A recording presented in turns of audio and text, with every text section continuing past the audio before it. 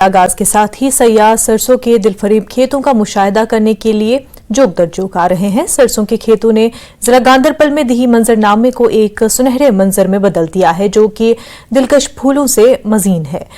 बर्फ से ढके पहाड़ों का पस मंजर, नाकाबिल फरामोश तजुर्बात और तस्वीर के शानदार मौके तलाश करने वाले सयाहों के लिए एक बड़ी तवज्जो का मरकज बन गया है। सयाह पीली पंखुड़ियों के समंदर के दरमियान सेल्फी लेने के लिए सरसों के खेतों में रुक जाते हैं। अपना हम कश्मीर घूमने आए थे ग्रुप के साथ। हम और हमारे फ्रेंड के साथ 3 ग्रुप है और हमको कश्मीर आए, वहाँ पे बहुत ही अच्छा लगा।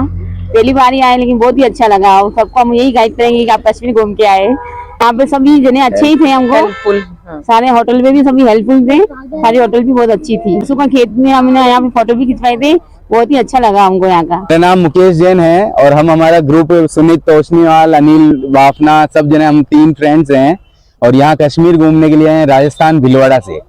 और हमें यहाँ आके बहुत अच्छा लगा, मजा आया। गुलमर्ग और सोनमर्ग तो बहुत सुंदर जगह है यहाँ की।